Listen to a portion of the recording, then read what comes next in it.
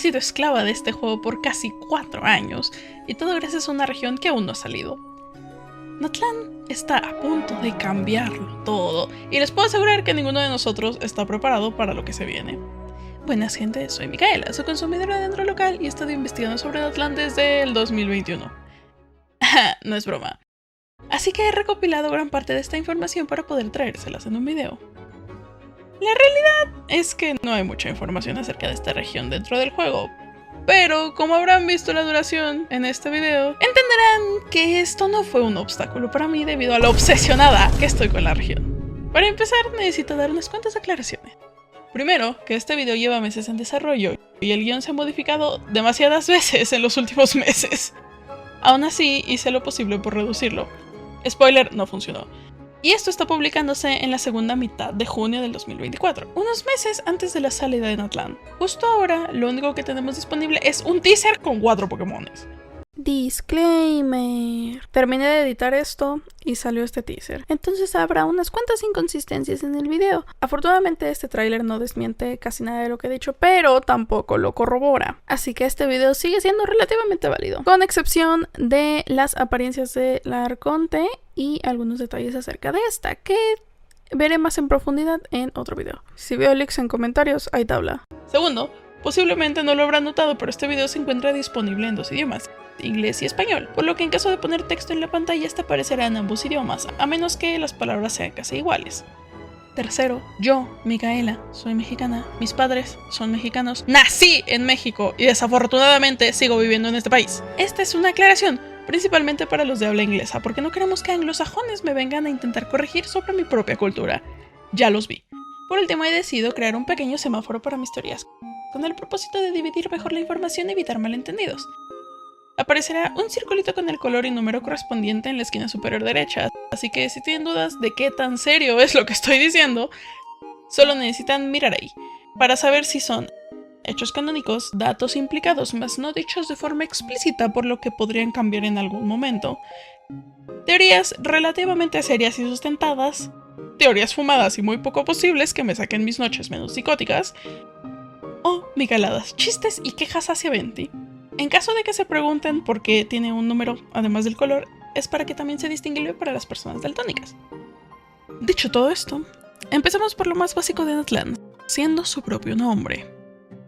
Este muy posiblemente está escrito en náhuatl, tlan siendo un sufijo que significa lugar, lugar abundante o cerca, por lo que parece significar lugar abundante de Na. ¿Pero qué es Na? Pues estuve investigando y únicamente una fuente me dijo que por sí sola significa aquí, yo o glorioso. No tomaría ninguna de estas opciones, pero si alguno gusta agregar información extra se lo agradecería. Ahora, entre las cosas que sí sabemos sobre Natlan gracias a la información dada dentro del propio juego, es que tenemos 6 tribus. Aún no sabemos los nombres de cada una, aunque según el manga, una de estas puede estar nombrada como Muratan. También podemos especular que cada una de estas se diferencia con cada uno de estos símbolos. Muy posiblemente, cada una de ellas haga uso de un saurio diferente. Aún no podemos hablar mucho sobre la funcionalidad de ellos, pero me parece maravilloso que cada Pokémon tenga una funcionalidad diferente. Bueno, a todo esto son 6 tribus, hay 7 elementos, y tenemos confirmados Geo, Hidro, Dendro y Piro. Así que mi teoría sin ningún tipo de fundamento sólido es que los 2 restantes serán Creo y Electro, haciendo falta a Nemo. ¿Por qué? Pues porque Venti.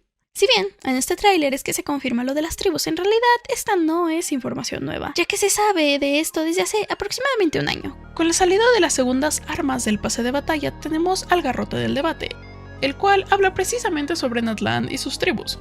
En esta se nos mencionan diferentes nombres, he tomado cada uno de ellos e investigado su etimología. Como buena theory crafter que soy, me he hecho un Excel con todos estos datos por si gustan verlos.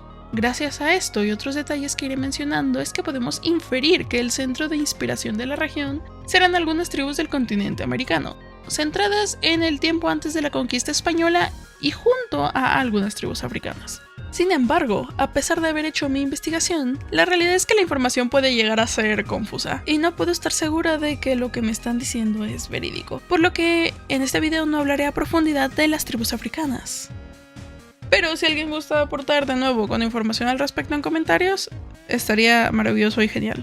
El único aporte que puedo dar sobre las tribus africanas es que debido a los nombres mencionados en el garrote, parece ser que las tribus utilizadas como inspiración podrían ser la tribu Kikuyu, los Masai, los Suri, también conocidos como Surma, los Congo, que son una tribu situada en la República del Congo, o los Bosquimanos, también llamados San, que son una tribu que se extiende por varios países. De nuevo les dejo una tablita con las especificaciones.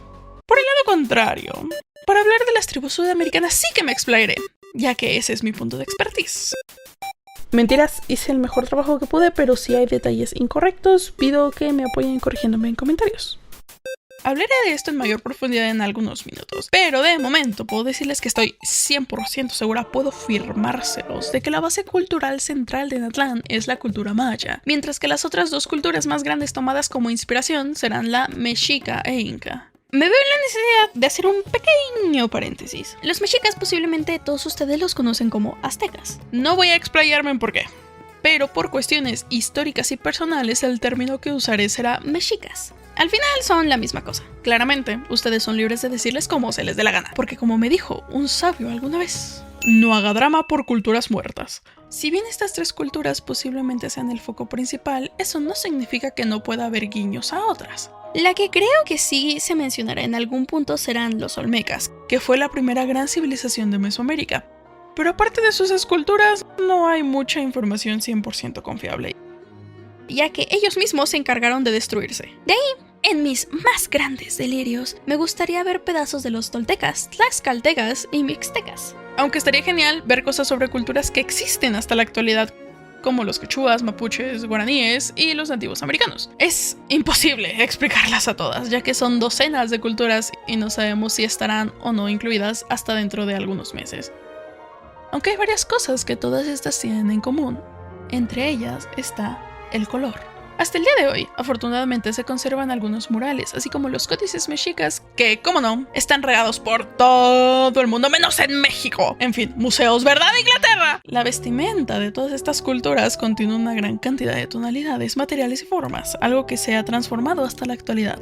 Los descendientes de estas culturas aún adornan sus prendas, teniendo en nuestros países calles súper coloridas, aunque, bueno, esto posiblemente es ilegal. La verdad es que todo es precioso. Lloro por lo bonitas que son. En los pocos segundos que Hoyoverse decidió darnos como teaser, vemos precisamente esto: paredes pintadas y tonalidades variadas por todos lados. La verdad es que me hace muy feliz. Ahora hagamos un salto de tema hacia el Mare Jibari. Nombrado en chino como el mar silencioso de cenizas, el Mare Jibari fue uno de los primeros lugares en mencionarse por ahí de la 1.0, y que hasta el momento no se ha visto. Oigan, fuera de bromas, todos los lugares que se mencionaron en la 1.0 y antes de la 2.0 ya salieron, la cima entre ellas. ¿Qué? ¿El Mare Jibari? ¿Dónde está?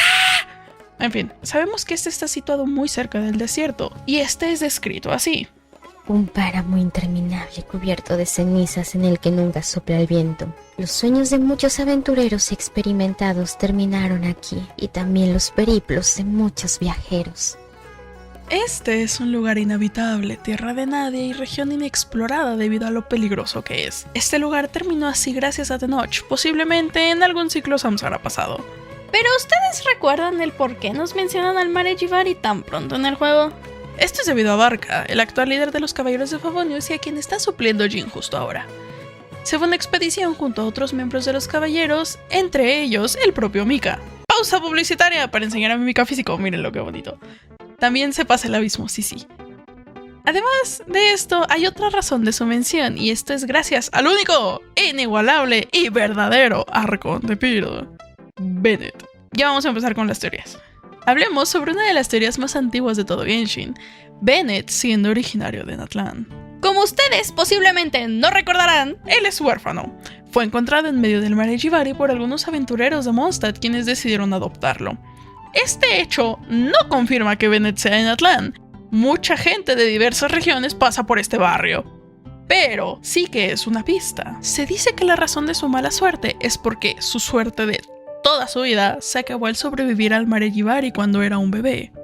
En él podemos destacar su cabello blanco y ojos verdes, que no son rasgos poco vistos en Genshin. Sin embargo, sí son sospechosamente similares a los rasgos de Yansan, quien es el personaje que aparece en la introducción de Natlan durante el tráiler. Incluso tiene esta bandita en la nariz.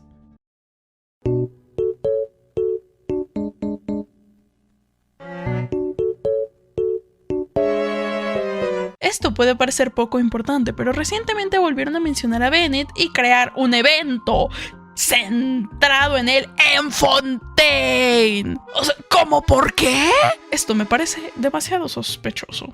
Sería muy gracioso que Genshin llegara luego de 4 años a decir: sí, bueno, aquí está la razón con lore pesado acerca de la mala suerte de Bennett y está directamente relacionado con Atlan. Siempre estuvo ahí, pero nadie se lo vio venir porque pensaron que era chiste. Me reiría mucho porque, siendo Hoyo, los veo muy capaces. Dentro del set de artefactos más inútil de todo este juego, se describe el Mare Jibari como un lugar ardiente cubierto de lava. Lo único que prevalece ahí son las llamas eternas y el humo que éstas desprenden, haciendo imposible que un mortal común se adentre a este lugar. ¿Ustedes sabían que en cualquier momento la mitad de México puede quedar sumido en lava o explotar? Qué gracioso es vivir en este país.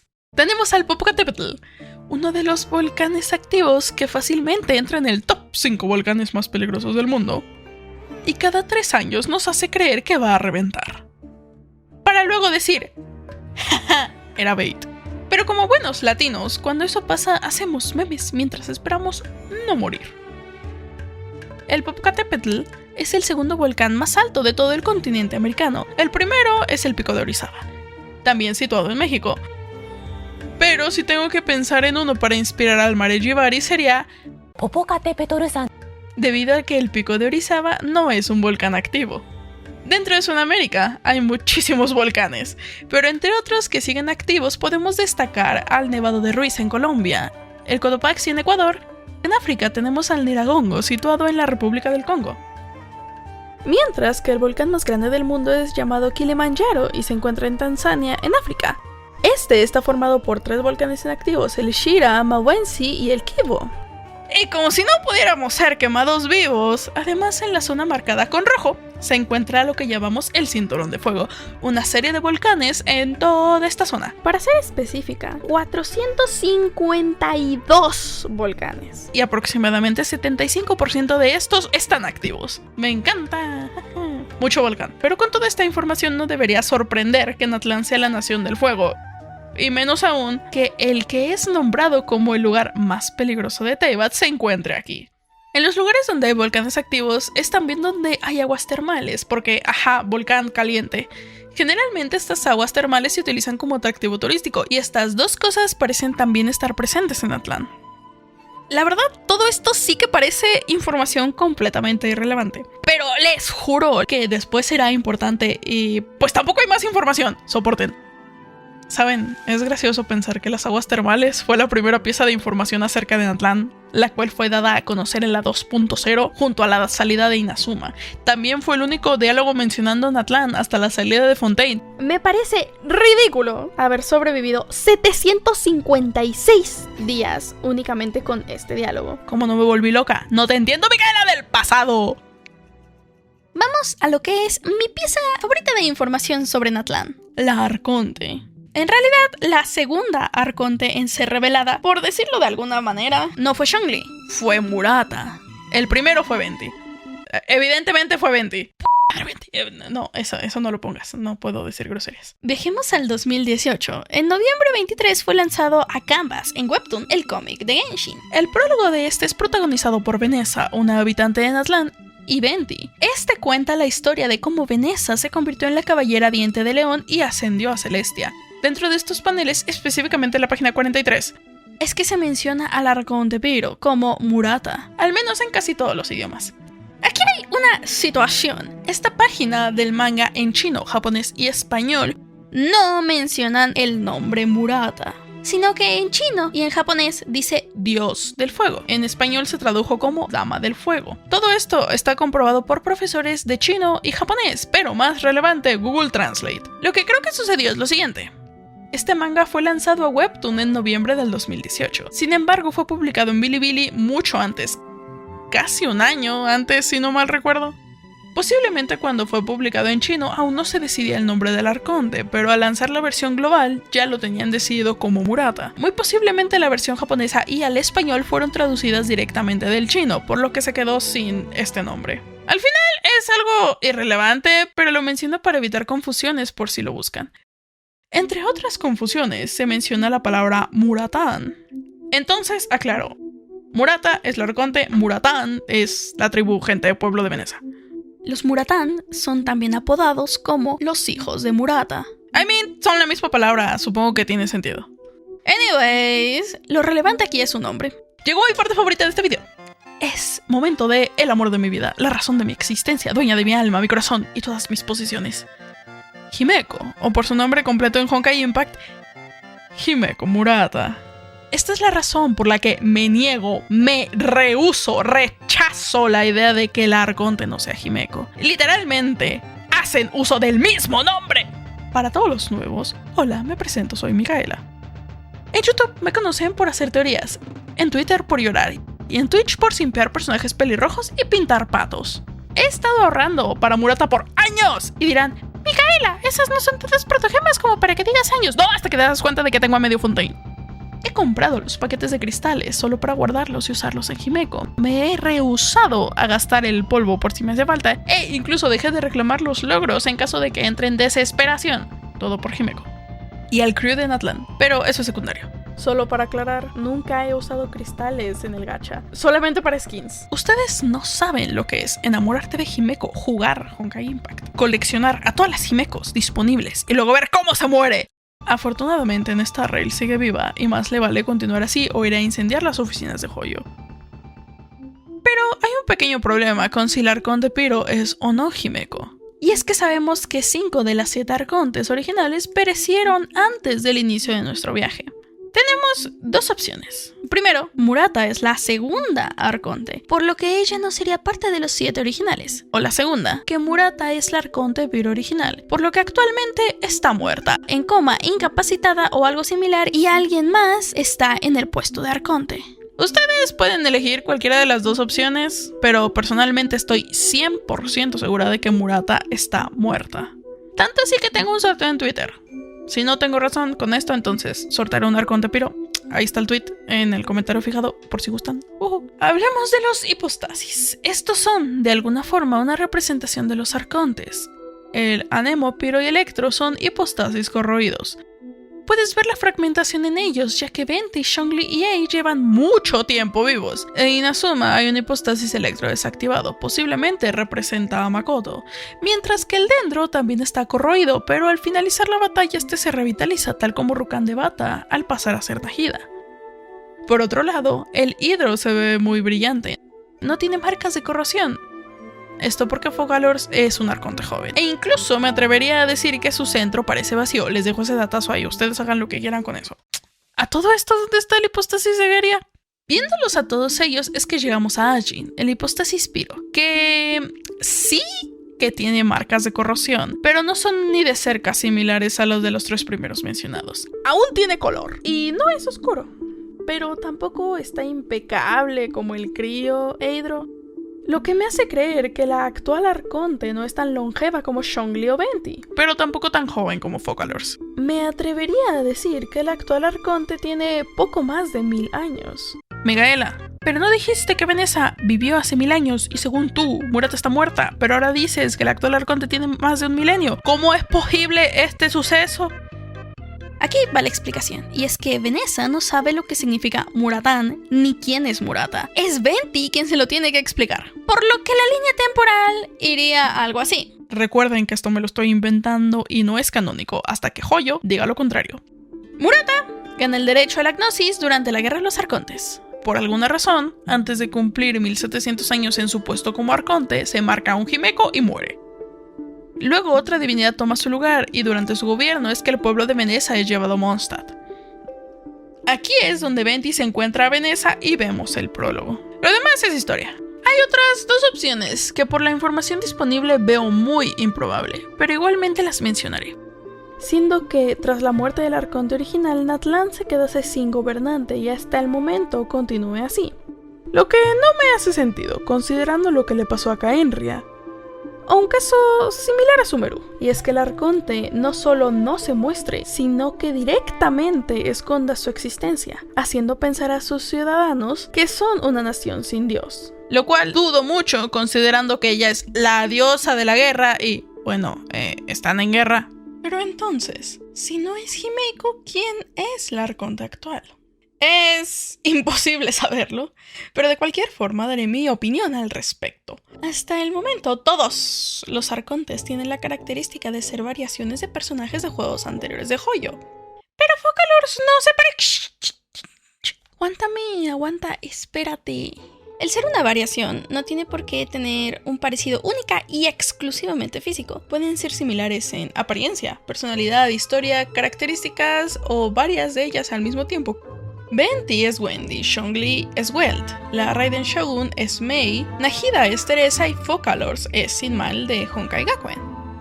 No entraré en detalles porque ese es otro tema, pero en caso de que estés pensando decir Zhongli y Focalors no se parecen, toma. 2 posts de la página del Expreso. Léelo, ya luego vienes. Si tengo que hacer una adivinanza a ciegas, me iré por la opción de que su inspiración para esta es Agatha, del manga de Honkai Impact Second Eruption. Apodada como el príncipe serafín del fuego. Es color rojo, destruye cosas, tiene fuego, su nombre está en la gema para ascender personajes. Yo sí la veo como arconte, la verdad. Aunque podría ser un personaje completamente diferente u otra Himeko. ¿Te imaginas tener 2 Himekos? Yo sí le daba tarjetazo. Antes de pasar a especulaciones, hablemos un poco más acerca de Veneza y la gente de Natlan. Los Muratan, la gente a la que pertenece Veneza, y según Venti, ellos son apodados los hijos de Murata. Estos tienen las características de ser orgullosos, tener fuerza sobrehumana y ser pelirrojos. Debido a esto, es que al ser esclavizados, los usan como entretenimiento, obligándoles a pelear con diversas criaturas, incluyendo dragones. Se sitúan en el sur, cerca de los volcanes, y son pocos en número, o al menos lo eran hace un milenio. Oigan, de verdad les recomiendo leer el prólogo del cómic, es muy bueno. En fin, dentro de Genshin únicamente tenemos dos pelirrojos jugables, Nilou y Diluc. No hay más. Tenemos más personajes jugables con cabello blanco, azul, morado e incluso cabello negro con mechones verdes. ¿Qué es esto? No entiendo nada. Así que más le vale a Natlan sacar pelirrojos porque no tiene sentido esta diferencia. Y bueno, los que ya me conocen saben a dónde voy. Y los que no, una disculpa a todos ustedes que están viendo. Diluc, el Won que hizo que descargara este juego en primer lugar. No les haré el cuento largo porque tengo un video aparte hablando de esto en mayor profundidad, pero para resumir, Diluc tiene una fuerza considerada como sobrehumana, aún con visión. El hecho de que este sea inútil en el abismo les hace olvidar que dentro del lore es asquerosamente fuerte. Sabemos que obtener una visión básicamente te da superpoderes dentro de este mundo. Además de poder controlar un elemento, te da mayor resistencia, mayor fuerza, entre otras cosas. Y aún así, este es considerado como muy fuerte. Lo hicieron capitán a los 14. Defiende a Mondstadt de la Orden del Abismo él solito. Se ha peleado con Fatui al punto en el que lo banearon de Senesnaya. E hizo uso de un engaño por 2 años enteros, sabiendo que estos le causan daños irreparables a quienes los usan. Pero a este no le pasó nada y sigue bien tranquilito. Entre sus animaciones está Halcón. Me gusta pensar que es Veneza. Si quieren argumentos, diré que en este panel, un poquito más cerca de los tiempos actuales, Venti dice que Veneza sigue protegiendo a Mondstadt aún después de tanto tiempo. Pero bueno, no hay nada más aparte de mis delirios. Todo esto para decir que Diluc tiene ascendencia de Natlan. Y me rehúso a soltar ese argumento, no me interesa lo que me digan. Porque amo a Diluc y amo a Natlan, tenía que juntarlos de alguna forma. No acepto otras opiniones. Pausa para recordarles que pueden suscribirse, dar like, comentar sus opiniones al respecto. Me ayudan muchísimo con todo esto, especialmente ahora que YouTube decidió resolver después de 6 meses y me devolvió la monetización. ¡Woo! Pasemos a información aún más especulativa, que es básicamente el contexto. Sé que ustedes solo esperan un video acerca de Natlan. Lamentablemente, me veo en la necesidad de darles una clase de historia. Como dije al inicio de este video, Natlan está inspirado en diversas tribus africanas y americanas, centradas en el tiempo precolonial. Repito que, si gustan agregar información sobre tribus africanas, se los agradezco porque todo lo que me encontré en internet solo me confundió. del lado de Sudamérica habíamos dicho que la región tendría como base cultural a los mayas, mexicas e incas, así que me explayaré en el porqué de esta razón. Empezar con una pieza de información que por alguna razón choqueó a media comunidad. Este clip. ¿Ves algo raro? Al fondo, más. No, espera, ya te pasaste. A la izquierda, ahí. En medio píxel de pantalla se observa este libro. An Environmental History of Latin America, escrito por Sean William Miller. Es un libro interesante, mas no imprescindible para el tema. Básicamente es una serie de mapas y descripciones atados a la historia real de estas zonas. En resumen, describe el medio ambiente de diversas partes de Latinoamérica y al mismo tiempo hay relatos de hechos históricos en cada una de estas zonas. El libro en sí no es tan importante, pero con esto quiero destacar dos cosas. Primero, que en el continente americano tenemos prácticamente todo tipo de climas. Únicamente en México contamos con climas desde áridos como los desiertos, hasta húmedos como bosques, selvas o las montañas que componen la sierra. Eso es solo un país de todos estos. No creo que haya un solo clima que no tengamos, porque incluso nieva en lugares que no debería nevar. Me encanta el calentamiento global. Y que nos hacemos vivos cuando debería estar lloviendo. Esto me hace entender el por qué en la última charla de desarrolladores anunciaron cambios en la optimización y el rendimiento para la salida de la 5.0. Tiene toda la pinta de que el mapa de Atlan será muy grande. Digo grande, masivo. Así quizás les dure más de 3 días a los que se hacen speedrun de exploración. Otra cosa que quiero recalcar es que Hoyo siempre hace una investigación impresionante acerca de las culturas que quieren usar como inspiración en sus juegos, pero hay que recordar que Genshin está hecho en China. En él trabajan personas que viven en este país, por lo que aunque deseemos ver muchas cosas en Atlan, ellos están restringidos a la información dada en los recursos disponibles en su idioma. Esto fue lo que me sucedió con las tribus africanas, simplemente es difícil encontrar recursos accesibles a mí en español o inglés. Y la información que tengo de forma gratuita es contradictoria. Simplemente es complicado entender una cultura únicamente con artículos de menos de 500 palabras y otros imposibles de acceder a menos que saques la tarjeta. Saben, con suerte hay información en inglés sobre culturas prehispánicas que no sean los mexicas, mayas e incas. ¿Qué podemos esperar de datos acerca de otras culturas traducidos a un idioma como el chino? Aunque hay una diferencia esencial y es que yo soy youtuber desempleada y Hoyo una compañía multimillonaria que puede pagar por estos recursos. Realmente creo que esto tiene un gran peso en por qué escogieron estas 3 culturas como su base principal, aunque por esta misma razón es que existe una posibilidad de que gran parte de lo que diré a continuación no sea usado in-game. Sin embargo, es mi video y mi oportunidad de hablar sobre culturas prehispánicas, así que hablaré sobre ellas todo lo que pueda y nadie me va a detener. Ya para ir al grano, quiero recordarles que la historia se suele enseñar del lado que más le conviene al que la está contando, por lo que si digo cosas que a ustedes les enseñaron de una forma distinta, solo puedo decirles que ninguno de nosotros sabrá nunca quién tiene la razón. Aún así, hablaré de los hechos de la forma más objetiva posible, según yo, porque si algo aprendí en la secundaria es que los libros de historia mienten a su conveniencia. Aún recuerdo ese día, el día que me obsesioné con Atlan. Era mayo del 2021. Leí el cómic de Genshin como por tercera vez solo para darme cuenta de las similitudes que tenía la tribu de Veneza con los mexicas. En ese momento solo era una teoría, hasta que le presté atención a esto. Y ese fue el momento exacto en el que comenzó mi deceso a la locura. Los penachos no son algo característico de una sola tribu, en realidad fueron usados por diversas culturas. Y estos, si bien varían entre ellos, en esencia son lo mismo. Están hechos de pluma de una o varias aves. Tanto los mexicas, incas, tlaxcaltecas, mayas y nativos americanos fueron algunas de las culturas que hicieron uso de ellos. Como dato, el único penacho que se preserva hasta el día de hoy es el penacho del México antiguo, que actualmente se encuentra en el Museo de Etnología de Viena. ¿Cómo que no? Te juro que no se llevaron el calendario nada más porque pesa un chingo.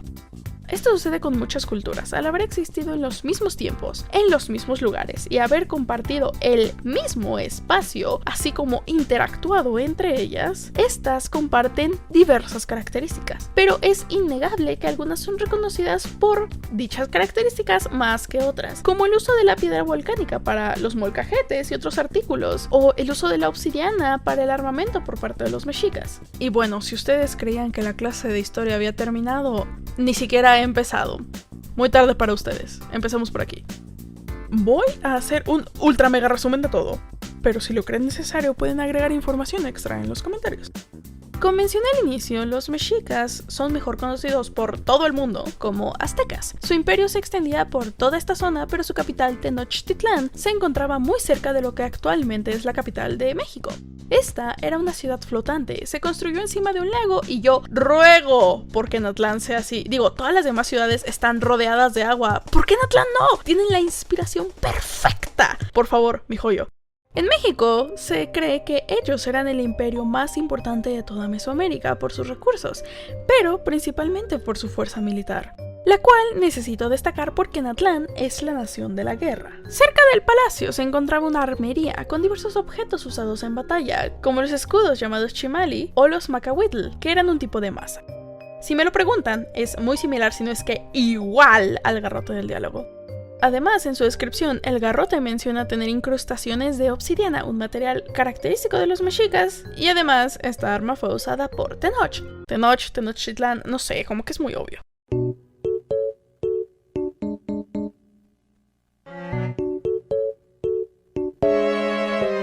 Los mexicas iniciaban conflictos bélicos para su obtención de tierras, pero además buscaban a los prisioneros para ser sacrificados durante sus ceremonias religiosas. Ah, ¿verdad? Natlán ya no se ve tan bonito. Fun fact. Ok, si son personas sensibles a datos turbios sobre comida y que les impide poder comerla luego de saberlo, salten a este minutito de aquí, por favor, muchas gracias. Esto es algo que no iba a incluir, pero en stream me pidieron que lo hiciera, y bueno, aquí estamos. Posiblemente mi segunda comida favorita es el pozole, que es un plato típico de acá, y diría que es más representativo que los tacos. En términos simples, es grano de maíz en caldo al que se le agrega carne deshebrada y otros ingredientes como salsa, rábano o limón.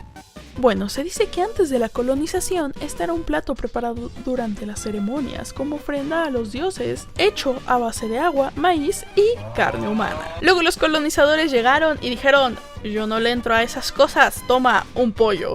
Así que dejamos de hacer caldo de gente, ¿verdad?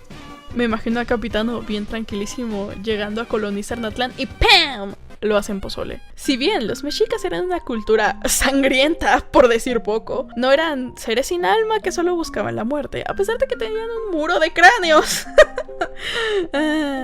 Sus acciones se basaban en sus propias creencias religiosas y el cómo funcionaba su sociedad en ese entonces. Yo sé que es un terreno sumamente cuestionable a nivel moral, pero les recuerdo que no tiene mucho sentido juzgar culturas de hace cientos de años con valores actuales y que además ya no existe. Yo sé que es difícil si no te criaste sabiendo estas cosas desde que tenías como 8 años. Una disculpa.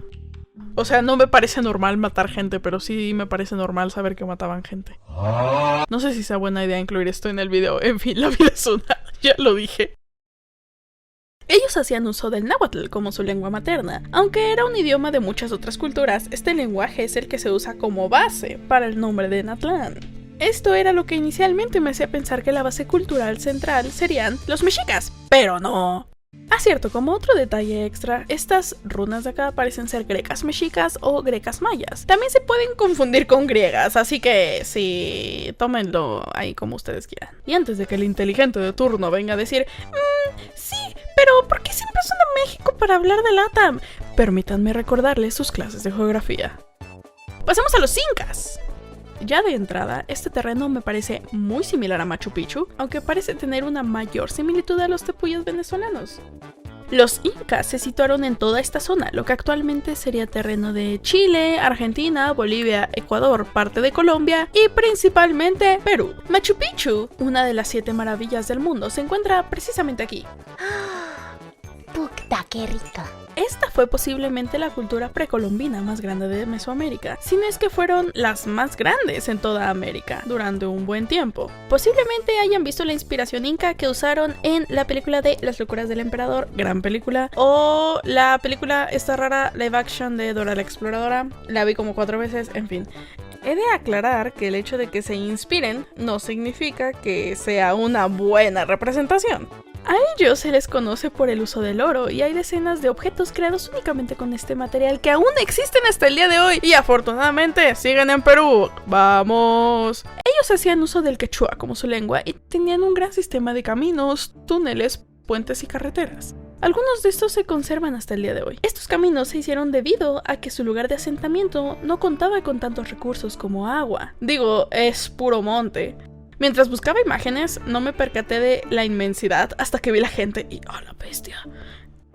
No se les da crédito suficiente a las civilizaciones antiguas por sus estructuras masivas. Ah, sí, además todo parece indicar que ellos también hacían sacrificios humanos. Solo que no eran ni de cerca tan frecuentes como los de los mexicas. Ah, sí, y también agregar que ojalá pongan alpacas en Genshin. Sería gracioso obtener alpacas antes que caballos o vacas. Pasemos a los mayas, que serán a quienes más voy a mencionar en lo que resta de este video. Ellos son quienes opino que serán la base de inspiración más grande de esta región. El centro sobre el que pienso que se construirá absolutamente toda Natlán. Los mayas se situaron y siguen situando al sur de México, en la península de Yucatán, y además en lo que actualmente es territorio de Guatemala, Belice, Honduras y El Salvador. Varias de las costas de estos lugares son muy turísticos, como Cancún, que por alguna razón es la más conocida. La conexión más directa es Ixbalanque. Micaela, ¿y quién chotas es Ixbalanque? Ni idea, espero haberte ayudado. Él es mencionado únicamente una vez en la presentación del personaje de Neuvillette, presentado con el título de Ixbalanque, el sepultado en el fuego primigenio. Diciendo lo siguiente acerca de Neuvillette: la verdadera prueba comenzará el día que ellos regresen. Posiblemente hablando de los propios dragones primigenios. Ixbalanque es un nombre maya. La leyenda de los dioses gemelos cuenta la historia de un par de hermanos, Ixbalanque y Hunahpu, quienes al final se convierten en dioses. Hunahpu se convierte en el sol e Ixbalanque se convierte en la luna, lo cual no me deja más tranquila. Los mayas también sacrificaban gente. Vaya, qué sorpresa. La mayor parte de sus rituales que requerían sacrificios eran con personas de su propia región. Y dependiendo del caso, el ser sacrificado podría ser considerado como un honor. El lugar más conocido de la cultura maya es la pirámide de Chichén Itzá, también una de las 7 maravillas del mundo moderno. Mucha gente como que no sabe que hay pirámides en Latinoamérica, pero esta pirámide, toda su construcción es una maravilla total, es impresionante, las imágenes no le hacen justicia. Lo digo porque tuve la fortuna de ir en enero, donde grabé videos completamente necesarios. Acá me voy a subir y me voy a sacrificar por Murata. También de paso a Otto, tráiganme a Otto. Para empezar, el templo de Kukulcán, que es su nombre oficial, es un calendario en tercera dimensión. Es difícil de explicar cómo funciona porque no usaban el mismo sistema de 12 meses al que estamos acostumbrados. Además de medir, entre comillas, medir el tiempo, este templo hasta el día de hoy tiene una forma muy particular de mostrar el cambio de las estaciones frías a las calientes. 2 veces al año en todo el mundo ocurre un fenómeno llamado equinoccio. Uno es en marzo y marca el inicio de la primavera, el otro es en septiembre y marca el inicio del otoño. Bueno, pues únicamente en estos 2 días el sol tiene la posición exacta para formar una serpiente en la pirámide. Esta es llamada la bajada de Kukulcán. Los mayas eran genios totales. Sabían demasiado sobre matemáticas, arquitectura e incluso acústica. Tienen el campo de juego de pelota en el que si hablas de un lado el sonido rebota de tal forma que lo que estás diciendo se escucha perfecto al otro lado de la cancha. Desafortunadamente es imposible de mostrar en un video, pero vivirlo es impresionante. Lo que sí puedo mostrarles es que si tú aplaudes frente a las escaleras de la pirámide, estas suenan como un quetzal. De verdad, me vuela la cabeza.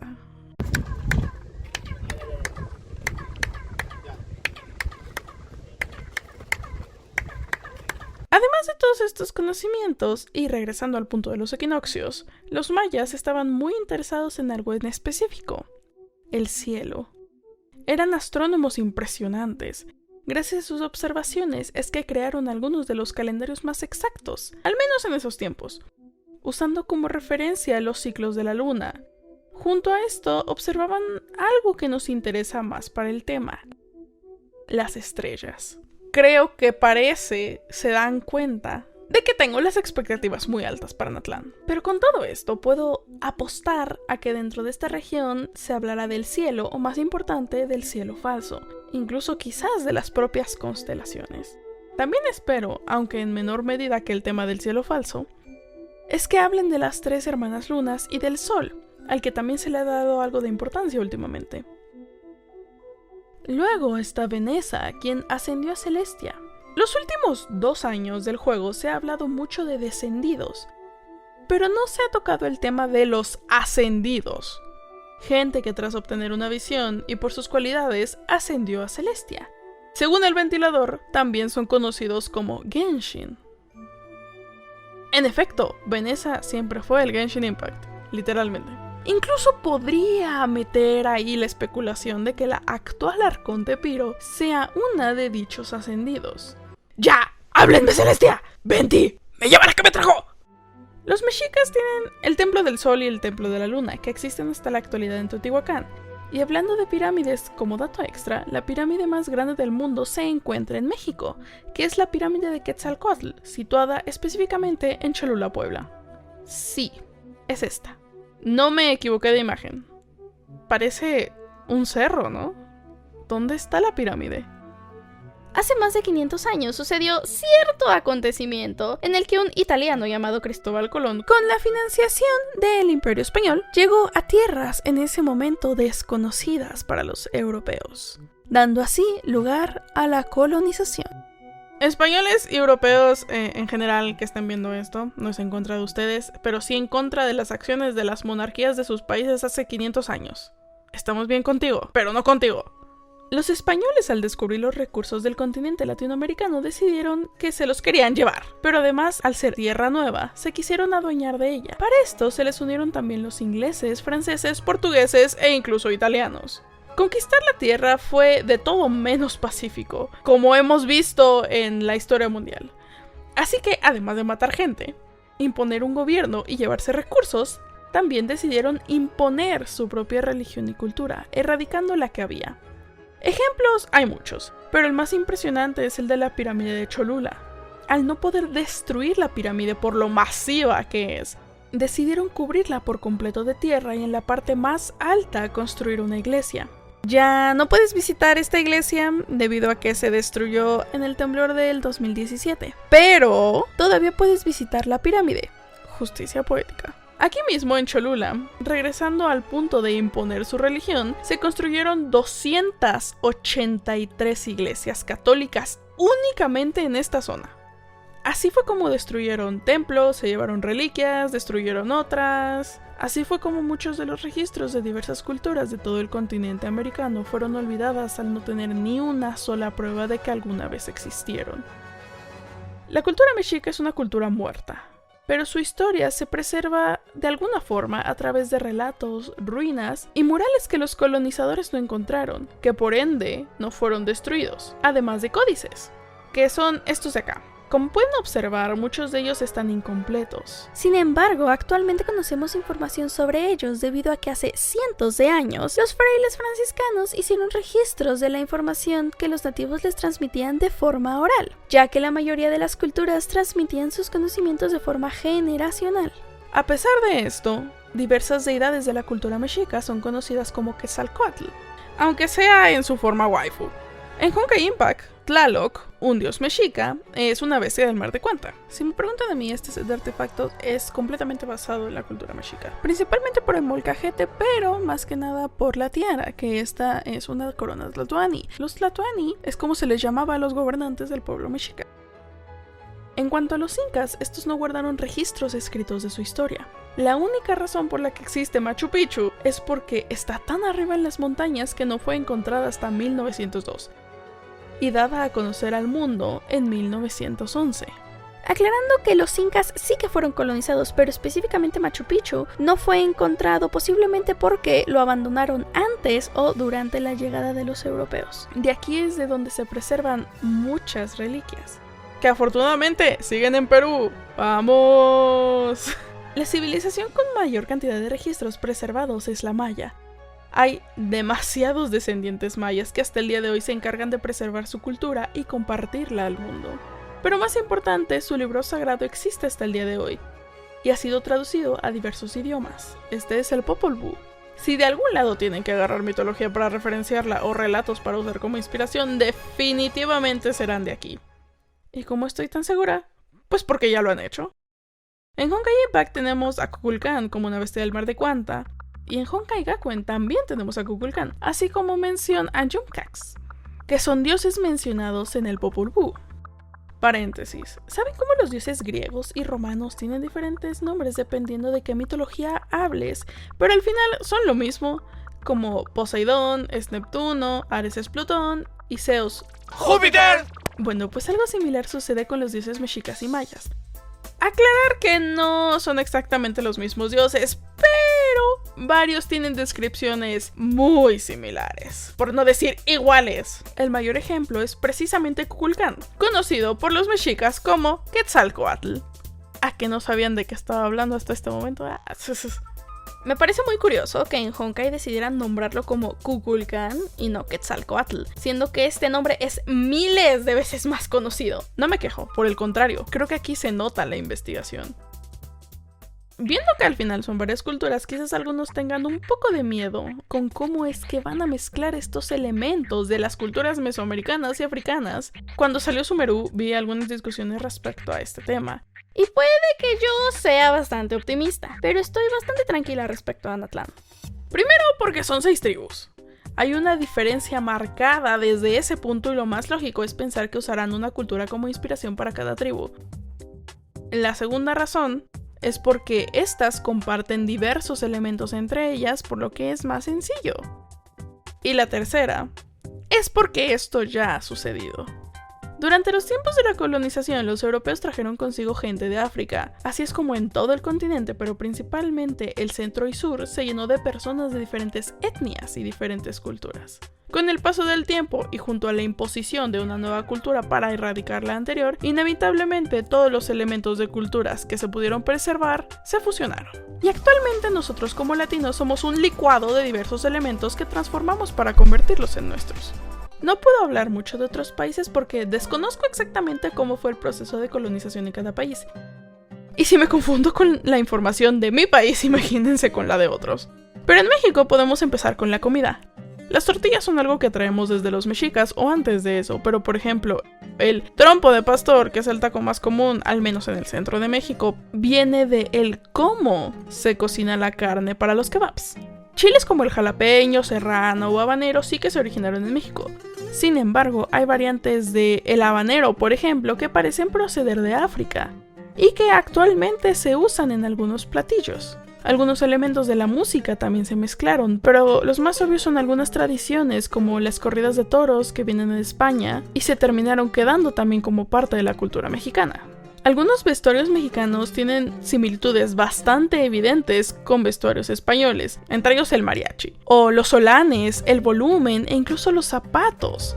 Claramente a día de hoy son cosas completamente diferentes, pero es imposible negar la evidente influencia de otros países en estos vestuarios. Oigan, hablando de comida, joyo, más te vale introducir el chocolate acá. El cacao es originario de América Latina, no tienen ninguna excusa para no incluirlo. ¡Por favor! Y uno de los primeros temas de discusión sobre Natlan que no he tocado. Hablemos de la música. Algunos dicen que esta música claramente es inspiración africana. Otros dicen que puedes escuchar el flamenco español y muchos otros dicen que evidentemente es música que se usaba en los ritos de las culturas antiguas. Entonces, ¿de dónde está inspirada la música? Sí. No soy experta en música y agradecería notas acerca de esto en comentarios. Pero todo esto que dicen es en parte cierto. La realidad es que las tres culturas se mezclaron tanto en el continente americano que lo que actualmente conocemos como música típica tiene como trasfondo ritmos utilizados en las tres regiones mencionadas. Empezando por las percusiones como la marimba, que se ha usado para tocar diversas canciones como las chiapanecas, que es una de las canciones típicas más emblemáticas de México, aunque no sea tan popular. Sin embargo, este y otros instrumentos son originarios de África. Pero también se hace uso de instrumentos como el bongo, el güiro o las maracas que son originarios de Sudamérica. Se usan en cumbias y salsas en toda América Latina, pero a veces los llegan a confundir con instrumentos africanos porque son similares. También en la colonización se introdujeron instrumentos europeos como la guitarra o la trompeta, y me van a decir que jamás han escuchado un mariachi. Es un tema demasiado extenso, pero mira, suena chido. Ya he explicado todo esto. Si bien puede parecer mucha información para hablar de culturas, la realidad es que aún se están investigando y descubriendo muchas cosas acerca de cómo vivían en la antigüedad. Y si bien Hoyoverse lo que hace es tomar elementos reales para crear una nueva cultura ficticia, pienso que por la magnitud de la región no será suficiente información. Se supone que sabemos desde hace años que Natlan está inspirado en América precolombina y en África, además de los nativos americanos, a quien no he mencionado mucho porque no tengo información al respecto por mi parte, pero son más fáciles de ver, empezando por el webtoon y algunos elementos que pudimos ver en el teaser, como este. También tenemos un personaje llamado Asta en Honkai Gakuen, que es una nativa americana. Sin embargo, pienso que hay otras dos posibles inspiraciones, España y Brasil. Esto es una nota principalmente para los anglosajones, para que no confundan América Latina y España. Desafortunadamente para Brasil no encontré nada relacionado en la poca, diminuta, ínfima cantidad de información que tenemos actualmente. Pero es Brasil. Todos amamos a Brasil y sus memes. Tengo fe y esperanza de que los incluyan en algún lado. En un evento reciente podemos ver este gorrito, que tiene un diseño similar a los cascos españoles usados en el siglo XVI, también conocidos como casco de conquistador. Esto es todo lo español que pude relacionar. Pero si les sirve de algo, ya hay cosas en Genshin como Eula bailando flamenco. Y el antagonista del primer capítulo de Tears of Timis se llama Pedro. Con perdón a todos los que se llaman Pedro. No expreso mi opinión sobre temas de este estilo, principalmente porque es un videojuego. Pero dado a que es un tema complejo, lo haré. No creo que España sea tomada como inspiración para la región como tal, sino para su trama. Entre este sombrero, la trama de Veneza, en la que son capturados y convertidos en esclavos, además de que Natlan será centrado en la guerra, veo muy posible que la trama tenga algo que ver con la conquista. Es un tema muy importante en la historia mundial y principalmente para estas culturas. Personalmente sí me da algo de miedo que toquen el tema y creen una historia ficticia alrededor.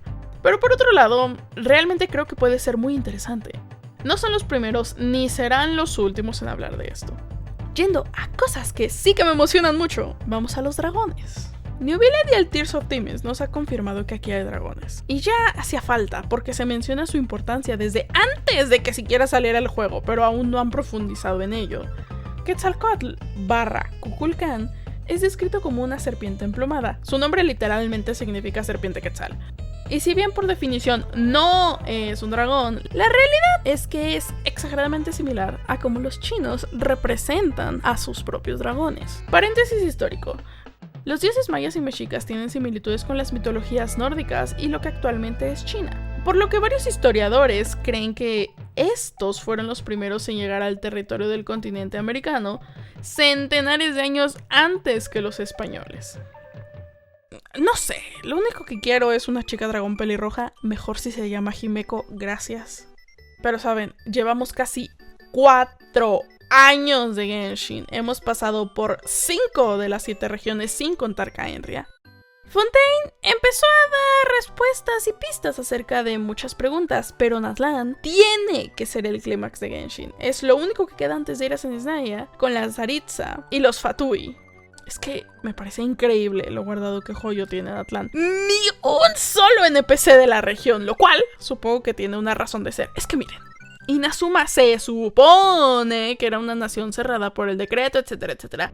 Pero aún así había gente de Inazuma en Liyue, en Mondstadt. Las personas escapaban o vivían ahí desde antes. Pero Natlan no. No me hace sentido que no haya nadie nativo de Natlan fuera de la región, considerando que, en primer lugar, no es una nación cerrada. Por el contrario, es una región conocida por ser un destino turístico. Hasta te dicen cuánto les gustaría irse de vacaciones a Natlan.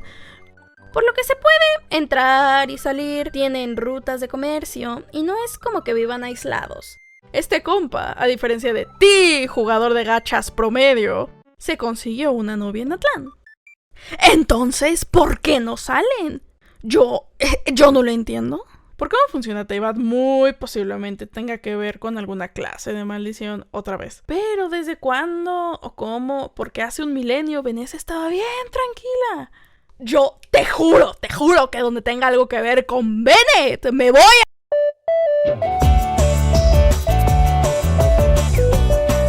Este video está... Mentiras, nadie me pagó por decir esto.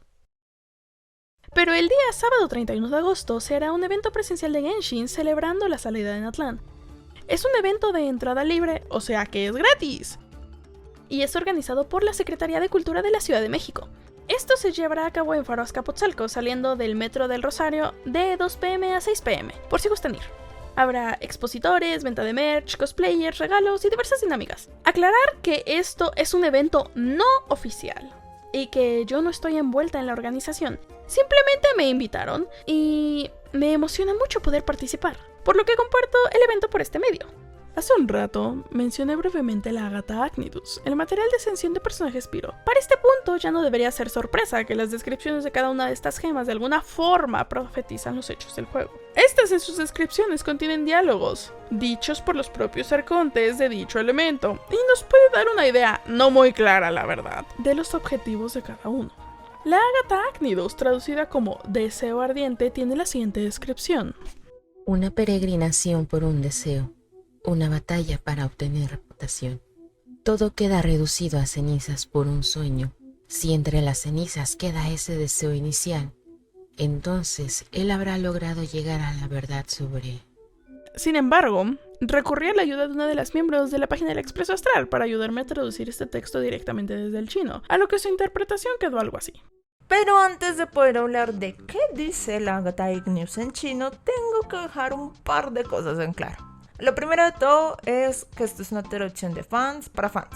No sé chino. Comprendo cómo funciona su gramática, comprendo las dificultades del idioma y sé por dónde buscar para comenzar a traducir las cosas y darle sus interpretaciones, sobre todo porque hay palabras que tienen varias lecturas. Puede significar una cosa u otra dependiendo del contexto. Como también depende si juntas una palabra con otra, puedes crear una totalmente nueva, pero poco más. Así que esto es una traducción de fans para fans. Lo segundo a dejar en claro es que si te llegas a animar a intentar traducir esto, ten en cuenta que el chino es una lengua que depende mucho del contexto para poder saber cosas como si está hablando en primera, segunda, tercera persona, singular, plural, pasado, presente, futuro. Si bien existen sujetos como yo, tú, ellos, ellas y todos los demás, a veces no se usan. Como también existen estructuras gramaticales que se llaman partículas para ayudarte a indicar cosas como que esto es un lugar, que esto es pasado, esto es presente, esto es futuro, pero no en todos los casos aparece. Al igual que estas partículas, al juntarse con otras palabras, crean nuevas. Espero que la traducción que haya hecho os sirva, sobre todo porque solo soy una mariposa mutante que le gusta hablar de física cuántica en juegos de monas chinas, mientras fantasean convertirse en una embona de batalla para caer en Natlan y salvar a Himeko de su sexta muerte dentro de todo el Honkaiverso. Caminar en peregrinación por el bien de los deseos. Reunámonos y luchemos en nombre del más fuerte. Esta frase aparece en un contexto de lucha, no necesariamente una guerra, poco más en un sentido de un conflicto o una pelea. Además tenemos la palabra deseos, que también podría interpretarse en singular, pero viendo que Genshin usualmente en sus traducciones oficiales lo usan plural, hemos decidido dejarlo así por esta ocasión. Además tenemos el tema del más fuerte. Esto se encuentra en género neutro, es decir, no se inclina por nada en masculino o femenino. Personalmente podría interpretarlo como que el arconte está haciendo el intento de unificar las tribus por el bien del deseo o los deseos, que intuimos es la energía que Celestia usa. ¿Para qué? Ni idea. Pero entonces, ¿quién es el más fuerte exactamente? Y al final se quemó por el bien del sueño. En esta oración nos están hablando de que algo o alguien ha sido quemado. Así que podría ser desde un NPC hasta un objeto importante como la propia Gnosis. Además tenemos la parte por el bien del sueño. Aquí cabe aclarar que no es algo tan literal. Es más en el sentido de el sueño de alguien o de un grupo de personas, así mismo como un deseo o una ambición. Si el corazón original se queda en las cenizas, entonces ha alcanzado la verdad de... La traducción desde el chino de lo que conocemos como Gnosis es corazón de Dios.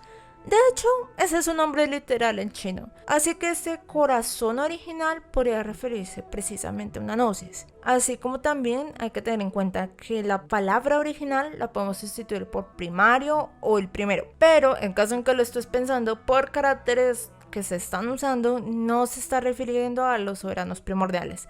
primordial tiene un carácter totalmente distinto, pero no descarta la idea de que al quemarse la propia Gnosis quede el propio corazón del soberano, como si al quemarse estuviéramos eliminando todo lo que le hizo Celestia para cambiarlo de forma. En Fontaine vimos qué sucede si destruyes el trono divino, pero en este caso Nubiled está vivo. ¿Qué sucede si destruyes el lazo con Celestia y el dragón soberano sigue tieso todavía? ¿Renace? ¿Qué tal si este es el método que piensan usar para revivir a Murata? Por esto me hace mucho conflicto la traducción, ya que menciona a un él. Todo parece indicar que quien llega a la verdad es la Arconte, que sabemos es una mujer. Pero en caso de que efectivamente se hable de un él, las posibilidades de su identidad son demasiadas. Podemos hablar desde Fanex, Ixbalanque, Capitano, el Traveler, Timmy. Para darle aún más peso al hecho de que yo le llame el punto más alto de la historia, hablemos de los inicios y orígenes de Genshin. Estos son sucesos reales antes de que Genshin fuera Genshin. Más aún, Hoyoverse antes de incluso consolidarse como MiHoYo. En tiempos remotos, antes de la creación de Honkai Impact 3, Honkai Gakuen e inclusive Fly Me to the Moon, el ahora ex CEO de Hoyoverse, Kai Hao-yu, en el año 2010 creó un juego para un concurso de universidad, el cual fue titulado como La Leyenda de Saha. Este título fue un prototipo y a día de hoy sí que se puede jugar, pero está complicado porque era un juego Flash, en fin, eso es otro tema. A la gran mayoría de ustedes no les sonará, pero quizás algunos de ustedes ya lo sepan, especialmente aquellos que siguen a la página del Expreso Astral, que es mi página favorita de lore, porque todos los que los manejan son tremendos capos y en veces la verdad es que me dan miedo. Aclarar que la información a continuación fue facilitada por ellos, quienes accedieron a ayudarme en toda esta parte. Así que los dejo con dos de los miembros del Expreso Astral. Harry Pax, quien hace los posts concentrados en el universo de Hoyo, y Dani, quien se tomó la tarea de traducir la leyenda de Saha por completo. La leyenda de Saha es un juego relativamente corto. Lo importante es la gran cantidad de información que contiene, que puede no ser mucha, pero es importante. Y tiene varias similitudes, por no decir que son prácticamente los mismos conceptos utilizados actualmente en Genshin. Nuestra protagonista es Misae Nanatsuki, una chica cuyo único propósito es viajar por la montaña de Sumeru y recuperar sus memorias perdidas. Además, en el proceso recuerda algunas verdades de este mundo, entre ellas que los dioses no son lo que aparentan. Dentro de la historia, nuestra protagonista en su vida pasada fue una santa o sacerdotisa en el pueblo de Nalan. Al ver que su pueblo está en peligro, decide sacrificarse a los dioses, ya que ésta había recibido la promesa de ellos para salvar a su pueblo. Pero estos ignoran dicho sacrificio y Nalan queda destruido. Ella reencarna 500 años después, convirtiéndose en una asura, jurando vengarse de los dioses. Saha da para un video completo, pero de momento, si les interesa, pueden ir al post del Expreso, que está en la descripción y comentario fijado.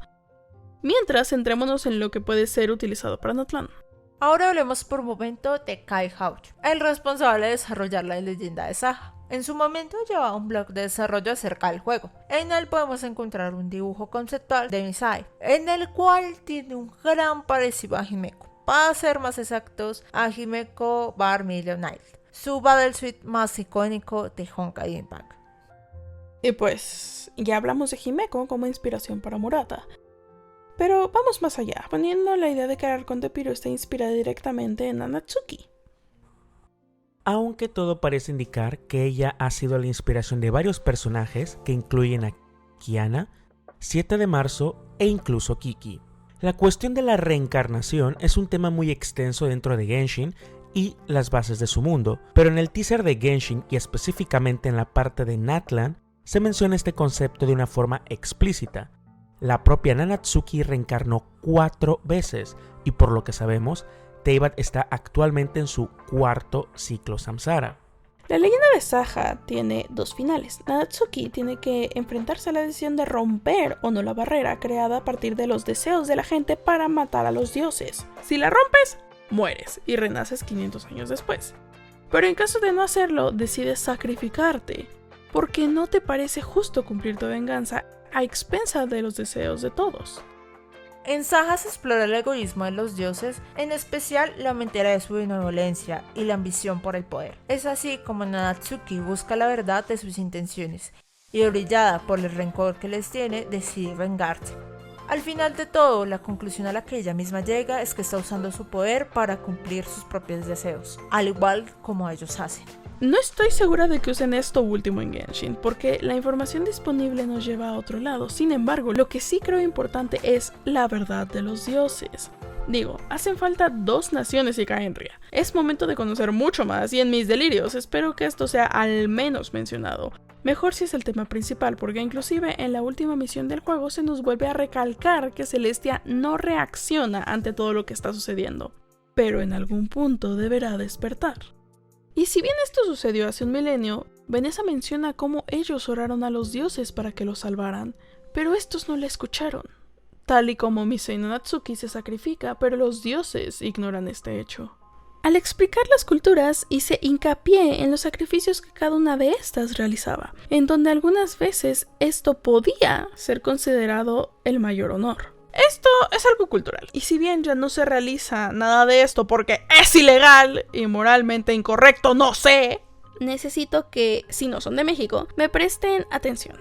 Nosotros como mexicanos decimos que celebramos la muerte, no en el sentido de festejar alegremente, sino que tenemos otra perspectiva en la que nos unimos para recordar a nuestros muertos. En lo que otras personas conocen como Halloween, donde se disfrazan para pedir dulces, nosotros hasta la actualidad hacemos ofrendas con comida y caminos de flores. Aunque también nos vestimos y pedimos dulces, también, ¿para qué les miento? Afortunadamente, es sencillo de explicar gracias a la película de Coco, que si bien no es completamente exacta, la verdad es que hace un gran trabajo para explicar toda esta tradición. Gracias a esta costumbre es que nosotros tenemos una perspectiva distinta de la muerte. Por ejemplo, los cráneos. Nosotros, en Día de los Muertos, hacemos calaveras de azúcar y chocolate. Para muchos esto puede parecer un mal presagio, o incluso puede ser grotesco. Para nosotros es normal. Incluso conozco a diversas familias sumamente católicas que tienen cráneos tallados de obsidiana o piedra volcánica en sus casas. Es una idea compleja de entender si no creciste con ello. Por lo que realmente les recomiendo ver la serie de Maya y los Tres, está en Netflix, y toca precisamente este tema. Es una serie ficticia, pero basada completamente en los mexicas, mayas e incas.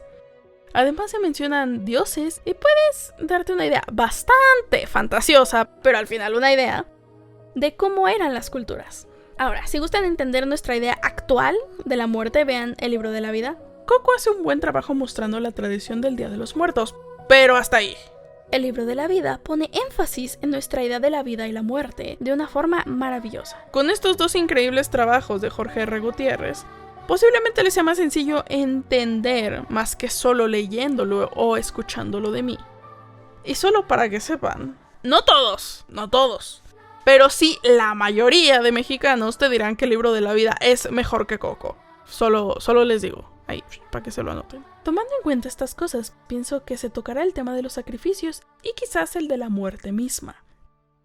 Dudo que lo hagan de una forma similar a la que escribí por el simple y sencillo hecho de que en China esto suele ser un tema tabú.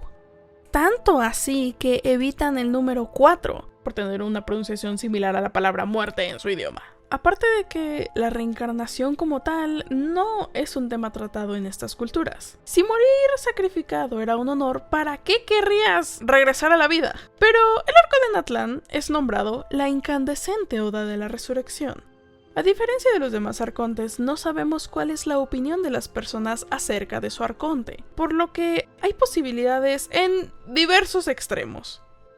Desde la más idealista, que el arconte se sacrifique por el bien de su gente, hasta la más mexica, y es que se marque en un Moctezuma y la propia gente decida sacrificar a su gobernante. Sería gracioso. Aunque me parece curioso porque resurrección y reencarnación no son lo mismo. Es un tema complejo, y aún no sabemos cómo es que funciona en Genshin. Pero siguiendo las reglas del Honkai, porque no hay otras, soporten. La única forma de revivir a alguien es solamente si su alma no se ha perdido junto a las demás. Esto solo se logra si alguien es capaz de conservar el alma. Por ejemplo, de una forma muy simplificada, Egeria tiene posibilidad de revivir ya que su alma se encuentra acá. Sin embargo, se ignora... Sí, bueno, habrá que esperar al siguiente Samsara. Esperando que el narval de Estrellas no se la haya comido. ¡Ajajajaja! De ahí en fuera, la gente únicamente reencarna cada que se reinicia un ciclo samsara. Sabemos que estamos en el 4, y cada ciclo las personas ganan una constelación que determina su destino. Es que me sigue pareciendo impresionante el detalle de que cada prueba de personaje que se nos da en una misión legendaria, este personaje tiene 3 constelaciones. Y, misteriosamente, no se nos da a probar a Neuvillette ni a Arlequino.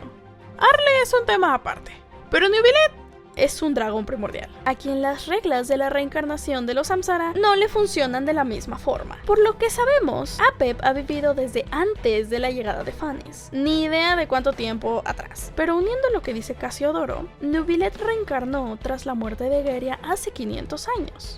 No sabemos cuánto tiempo vivió el anterior dragón primordial, pero en Kanomiya tiene registros de la profecía diciendo que el rey dragón Hydro reencarnaría en forma humana. Actualmente podemos decir con total y completa seguridad de que es Kokomi. Neuvillette es Neuvillette. Por lo que quizá haya vivido también desde el inicio, antes de la llegada de Phanes, o al menos mucho antes de lo que nosotros conocemos, y que este no fuera reencarnado de nuevo hasta Neuvillette. Por lo que podemos asumir que los dragones primordiales siguen reglas diferentes a las de los demás seres. A lo que me lleva a pensar en Murata, y si es que la reviven, ¿cómo es que lo harán exactamente? Teyvat tiene sus propias leyes, por lo que los métodos utilizados pueden ser aún desconocidos para nosotros. Sin embargo, apostaré a lo siguiente. Apep da a entender que algunos dragones firmaron un pacto, por lo que mi teoría es que el anterior arconte es un dragón. Lo cual ya muchos intuyen porque, pues es medio obvio. Y debido a su naturaleza de dragón posiblemente primordial, las leyes de reencarnación no le afectan de la misma forma y es así como él regresa a la vida. Pero aquí hay otra situación, y es que el reencarnar, de forma simplificada, es regresar tu alma pero en un cuerpo distinto. Al reencarnar no recuerdas tu vida pasada, tal como Neuvillette. Resucitar es algo muy diferente. Y en el Honkaiverse, donde se incluyen los juegos de Honkai Gakuen, Honkai Impact Third, Genshin Impact y Honkai Star Rail, hay pocos casos conocidos. Si no me equivoco, son como 3. Y la resurrección es algo decenas de veces más complejo, por lo que me parece demasiado intrigante que hagan uso de esta palabra y no de reencarnación. En caso de que tenga algo de razón en esto, me parece la trilogía perfecta de las Himekos. No hablamos de Gakuen porque esta se murió como 4 veces, o más. Pero en Honkai Impact estaba viva. Y murió. ¿Así nada más? Sí. En Honkai Star Rail está viva y más le vale continuar así. Mientras que en Genshin parece que está muerta y piensa en revivirla. Joyoverse, por favor, escucha mis plegarias acerca de esto. Hablando del tráiler. The rules of war are woven in the womb. The victors shall burn bright, while the losers must turn to ash. Las reglas de la guerra están grabadas desde la concepción. Los ganadores brillarán como las ascuas y los perdedores se convertirán en cenizas. Es la primera línea. Es bastante clara. Puede que nosotros mismos participemos en la guerra, o peor aún, que veamos el enfrentamiento entre Capitano, quien sabemos que está por allá, y la propia Arconte. Hay una cuestión con este tráiler, y algunas de sus líneas que no cuadran del todo con lo visto en el juego. Como Sumeru, en la ciudad de los eruditos se incentiva la necedad, y el dios de la sabiduría no se opone a ello. Nahida no permitía esta situación, pero ella no podía hacer nada al respecto. Fontaine, incluso ella entiende que no debe hacerse enemiga de lo divino, pero a pesar de esto, decide romper el trono divino sabiendo las posibles consecuencias. Snezhnaya es una diosa que ya no ama a su pueblo, ni su pueblo la ama a ella. Pero Childe, Scaramouche y Arlequino describen a su arconte como alguien benevolente y compasiva. Esto posiblemente se debe a que todo está narrado desde el punto de vista de Dainsleif, quien a pesar de saber mucho, no es omnipresente y desconoce sucesos que nosotros como jugadores vivimos. Especialmente el caso de Nahida, para que nos mentimos. En Natlan, cuando la diosa de la guerra le cuenta este secreto al viajero, es porque tiene sus motivos. Tener motivos entra en demasiados terrenos grises, y si Genshin en algo es bueno, es en lo inesperado. Por lo que no puedo especular mucho más allá de que si nos dice eso, puede ser porque nos advierte esta regla o porque busca respuestas en nosotros. O que al igual que en arcos anteriores, sea algo completamente diferente y que nadie se espera. Quién sabe, poca información, muchas posibilidades.